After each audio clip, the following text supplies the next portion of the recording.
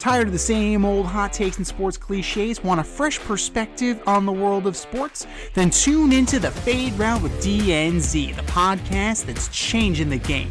Every Wednesday, DNZ bring you insightful analysis. I would argue that group would be better set in a West Coast offense. Hilarious banter. See, people came here for a baseball game. And a whole lot of fun. Coming at you from the AO Studios. Listen on Spotify, Apple Podcasts, YouTube, or wherever you get your podcasts. The Fade Route with DNZ. It's not just a podcast, it's a lifestyle. Coming at you from the AO Studio.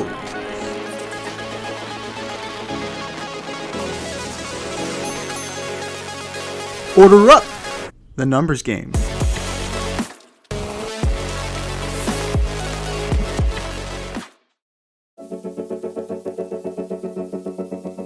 Order up the numbers game is back, baby, and we are continuing where we left off. We already did 0 through 10, so that means it's time for us to go with number 11. Who is the greatest number 11 in sports history? Basketball, football, baseball, hockey, you name it, NASCAR, whatever. If you wore number 11, we're ranking you. So, from 5 to 1, who are your greatest number 11s of all time, D? Oh, man. So, I have to say that there was one guy that I really wanted to put in here. Because he was a favorite of mine. I really liked Ken Caminiti. He was just like one of my favorite players. And unfortunately, he did steroids and he was a bit of a drug addict. So, I didn't put him on my list. But man, he was one of my favorite players. I think he spent time with the Astros. He spent time with the Braves. He's with the Padres. Like, he was just... I thought he was a stud. I thought he was just a great fielder. I thought he was such an awesome player. But I think he had an MVP in the 96 season. I think 3-time All-Star, 3-time Gold Glover, Silver Slugger. But fortunately, just a dark history there. But what I'll start off with is a positive. I'm going to say Drew Bledsoe. Drew Bledsoe wore number 11, and without Drew Bledsoe, we would not have Tom Brady. And he won the Super Bowl with the Patriots. He played with the Bills. He played in Dallas. Played for Walla Walla. He also now has a world-renowned wine, or he is a winery out in, I think, Washington. Double Barrel, I think it's called. So Drew Bledsoe, I got at number 4. Okay, number 3, or actually, so he's number 5. Oh, he's number 4. Because I am putting Caminiti on this. He's number 4. So then, number 3 for me, I'm going with Yao Ming. Okay. Yao Ming. I mean, he's not on the NBA 75th anniversary team. Do you believe that? Drink. He's not. He's not on the team. But don't take a drink. When he first came in, he really challenged Shaq when Shaq was a dominant center.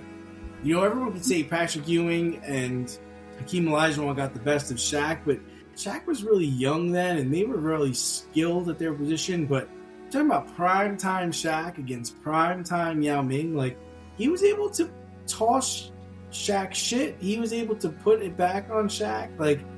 7'6". Yao Ming was legit, man. Yao Ming was legit. So number 2, I'm going with Larry Fitzgerald. Now Larry's got a lot of good numbers. He's a Hall of Famer, 11-time Pro Bowler. He's on the 2010s team, but just a great person, great player. No championships, no MVP awards. Tons of records, tons of receiving records, and definitely just one of the best receivers of all time. So I got Larry Fitzgerald. And then for me, number 1, I'm going with Isaiah Thomas. You know, he wasn't on the dream team, but 2-time NBA champion, played for the Pistons, played for the Bad Boys, helped come up with the Jordan rules on how to stop Michael Jordan. And I think he, to me, is the best player ever to wear number 11. You got to. Want to get your business in front of real sports fans? The Fade Route with D&Z reaches over 1,000 listeners every@month.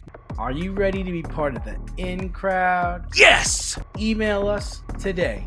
Hit us up at faderoutemail@gmail.com and find us on our socials at Fade Route Podcast.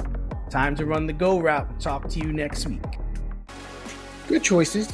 I mean, there's so many to choose from, and there are going to be some players on this list or off this list that you can definitely make a case for. Like Gareth Bale, for example, Mo Salah, Julian Edelman, a lot of Chuck Knobloch. For a while there, Chuck Knobloch was a fine player. He was one of my favorite. One of my favorite players until he went to the Yankees. Brett Gardner. I was throwing that out there. Nah, well, Alex Smith, Smith, people that wore Phil number 11. Simms, AJ Brown. Oh my, Julio Jones. Julio. Oh Man. Julio. I didn't think about it, Julio. So, I mean, Julio. Carson Wentz. Carson Wentz. So, for me, Phil Simms. Yeah. I'm leaning more into baseball, basketball, and hockey. But I got to start with Edgar Martinez. 7-time All-Star, 5-time Silver Slugger, 2-time batting champ, Clemente Award winner, Hall of Famer, a legend. 312 career hitter, 309 homers. He was on the team that kept baseball in Seattle. Wait.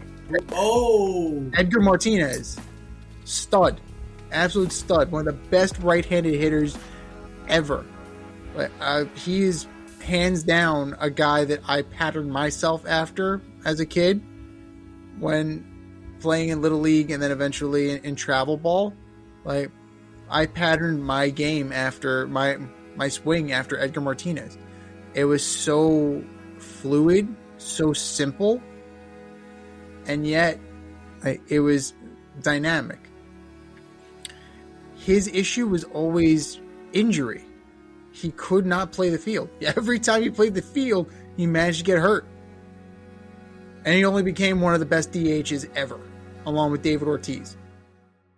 So Edgar Martinez starts the list for me. Number 4, Barry Larkin. 12-time All-Star, MVP, world champ. Red Machine, right?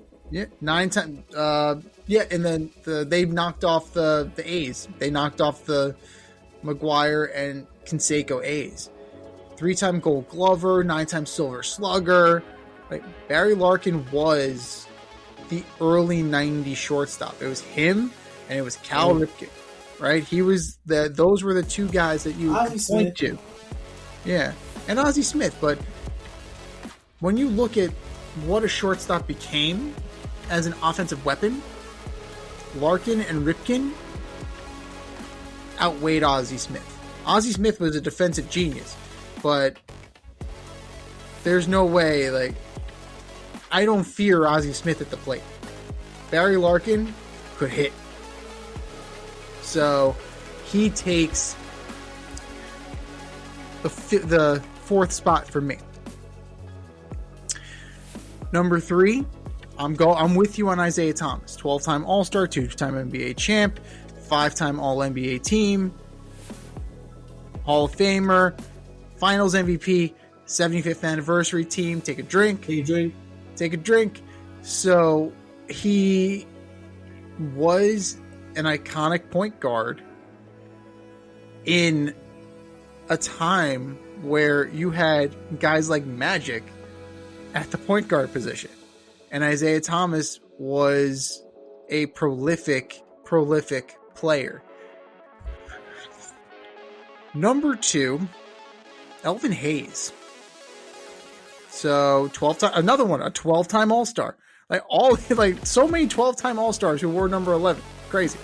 Hall of Famer, scoring champ, 68-69 season, 6-time All-NBA team, 78 NBA champion, All-Rookie team, 2-time All-Defensive team, 75th anniversary, take a drink, averaged a double-double.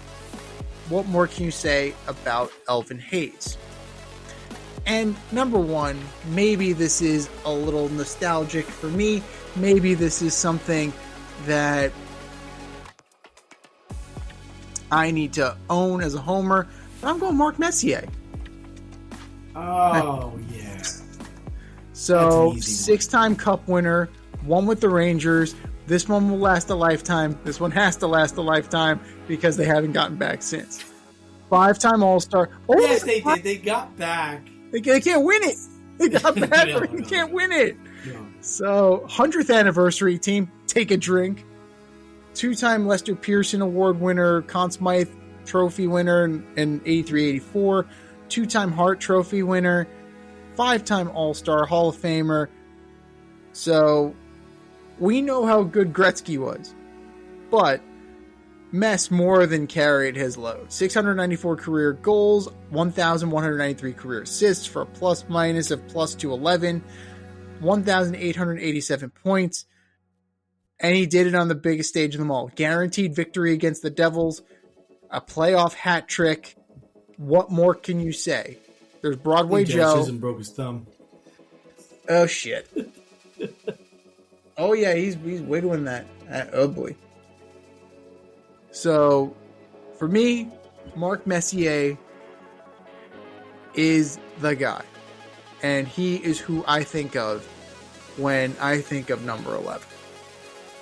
Those are our 11s. What are yours? Hit us up, faderoutemail@gmail.com. Slide in our DMs on IG at FadeRoute Podcast. Drop us a line on X at FadeRouteDNZ and let us know who your best, greatest number 11s of all time are. It's time for us to run the go route. We'll talk to you next week when we order up the greatest number 12s. I think we know who the greatest number 12 is. Yeah. But we have to. Yeah, I think it's in the bag. So we have to have a little bit of suspense.